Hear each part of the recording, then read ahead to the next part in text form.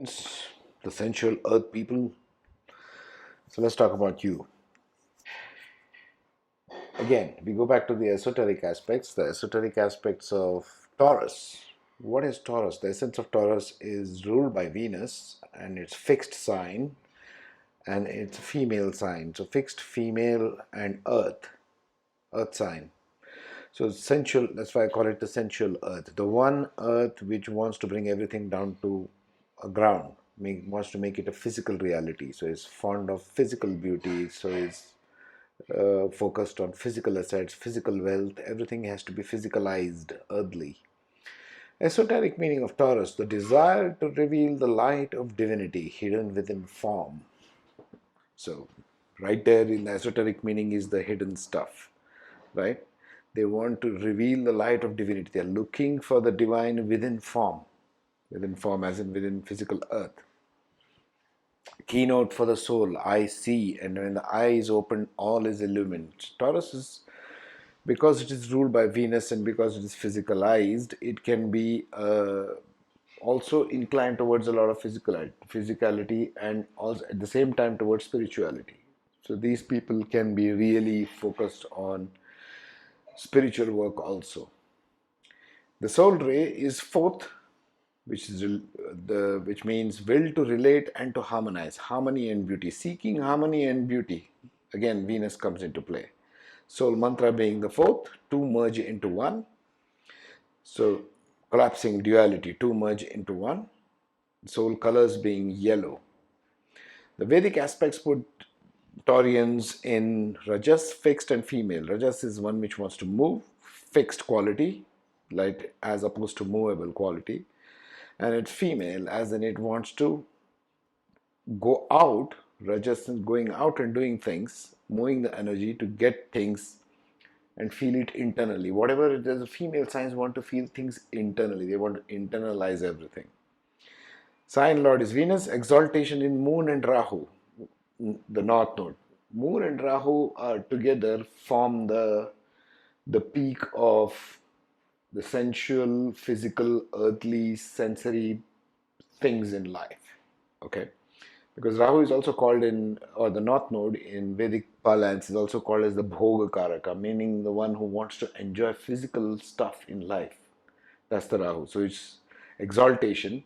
If it falls in this sign, is very exalted. Moon also wants to make physical things, build a physical home. Moon is the significator for homes.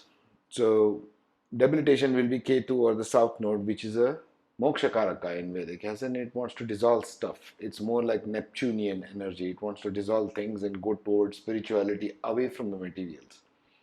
Taurus being all about materialism, obviously spirituality won't work with materialism. It's the opposite of it.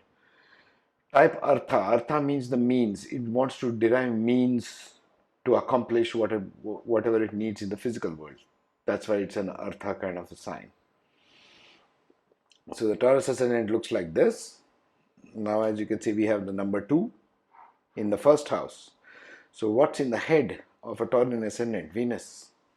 But this Venus is also there in Libra. Now these two are a little opposite because this is a fixed sign and a female.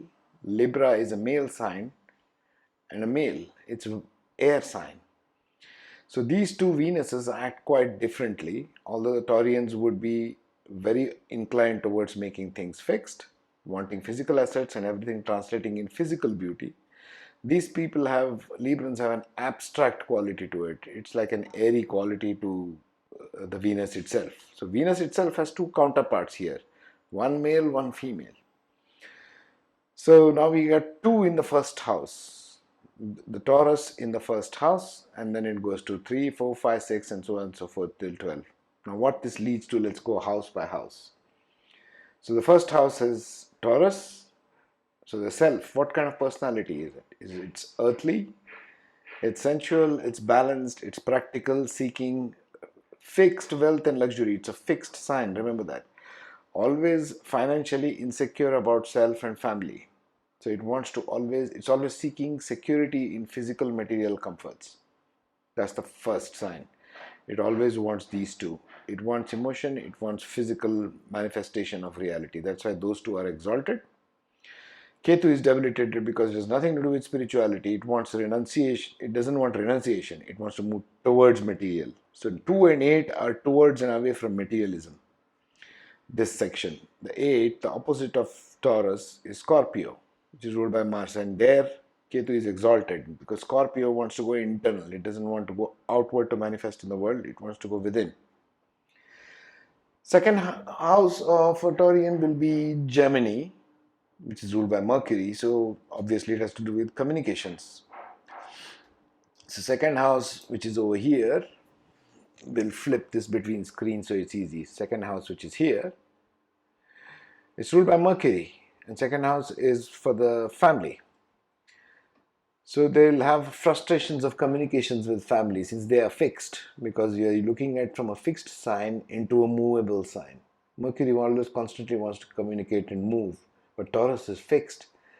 So Taurus will have frustrations of communication with family, and family keeps it erratic and unpredictable. There'll be fluctuations in wealth. Mercury, houses of Mercury are a little fluctuating and unstable, just like the house of Moon, which is the fourth one.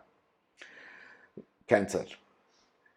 Now, Cancer here comes in third, which stands for younger siblings, communication skills, intelligence, education. Very emotional communication with younger siblings. This is siblings as in pertaining to younger. Third house, remember, is the significator of younger siblings. So they will have very emotional communication. Why? Cancer is there. And relationship with younger siblings also will be fluctuating throughout life. Sometimes they'll feel very close, sometimes they'll feel very distant. They'll be protective towards younger siblings because Moon and Cancer are falling here. So they're protective, mothering the younger siblings. The fourth house, which is the house of the Sun, there is Sun and Leo, which is of home and mothers. Not good for very home and motherly kind of situation, because there you want the Moon, but here you have the Sun. So for this, the female becomes the financial supporter of the family in most cases. For male, it ends up being the role of the father of the family. If you're a male born in Taurus, this tends to happen. Okay? If you're a female Taurian, you end up becoming a financial supporter. Maybe even take over the family business, because remember, Taurus is a very earthly sign. It wants to translate things to material realms. Or you may end up taking care of your siblings or things like almost like a father figure of the house, or taking over the family business. Doesn't matter if you're elder or younger. In the fifth house, we have Virgo. That's the fifth house. We have the Virgo sign, where communication is exalted, passion and sensuality is depleted. So Venus, this is the weak point for Virgo, because Venus, they are ruled by Venus in the head. But in the sixth house, Venus is detriment. It loses its strength in the sixth house here. So what ends up happening in the sixth house? Children feel neglected, right? Where's it gone? Yeah, Virgo. In the fifth house, Virgo is sitting. So children feel neglected since their home feels like a workplace. Structured and all about mind and focused on development on mind. Very communicative with kids, because since there is Mercury, they're very communicative with kids, but there's not much of softness with kids. A lot of focus on mental development, but the kids may end up being very intelligent, mental and logical. Number 6, Libra. The house of enemies has got Libra in it, which is more about balance and other people. This itself becomes a different kind of energy. So they have lazy, fixed work habits. They work for gains. Enemies are more liberal and flexible. It's all about others while you want things for yourself. So the enemies, your enemies, Mr. Taurian, are contradicted in themselves. You are of a fixed nature, wanting things for yourself. Your enemies want things for others. So that's where you'll have a clash with them. The type of enemies you'll have. Seventh house has Scorpio in it. Now, what does Scorpio do here in the seventh house? The seventh house is for spouse, marriage. If there is Scorpio here, your spouse will typically be very emotionally sensitive, very introverted, because Scorpions are introverted, withdrawn type. A marriage of compromise. Spouse has secrets. Spouse is very sensual in intimate matters. This will be the qualities you will get. Eighth house. Eighth house has Jupiter. So the eighth house being of occult and hidden matters, Jupiter doesn't do very well here. The secrets will come out, and these people will have whatever secrets they will tend to keep. Taurians will come out and it'll embarrass them. Secrets won't stay secrets because Jupiter wants to expand wherever it lands. These people can develop intuition. Jupiter gives expanded intuition ability, access to higher dimensions of existence. These people can channel if they can cultivate their psychic ability, because Jupiter does well in the house of occult. That's how the Taurians can access the secrets of the higher dimensions. They should learn to, they've naturally been gifted with the Jupiterian qualities of accessing higher dimensions. In the ninth house, you have Capricorn, which is ruled by Saturn. So a very restrictive house over here. Ninth house being for higher knowledge, higher education. They might be hampered in higher education. They might have very adamant beliefs in religion because Saturn is very adamant, fixed, and only practical. They take only practical parts of what they can use from the spiritual higher knowledge and apply it to their means and ends of accomplishing material gains. Their higher studies might be stunted because Capricorn is slow and steady. They might have to work very hard if they want higher education in anything. They might be having even limited foreign travels. They might be more fixed in one place. 10th house, we get Aquarius, the maverick, who wants to accomplish things slow and steady. What happens there?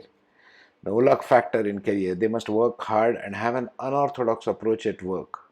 They are mavericks. Slow and steady and practical approach must be followed. However, unorthodox methods can pay off very well. They must learn to be a little unorthodox and get out of their fixed ways. Saturn will support Venus very well in this, by the way.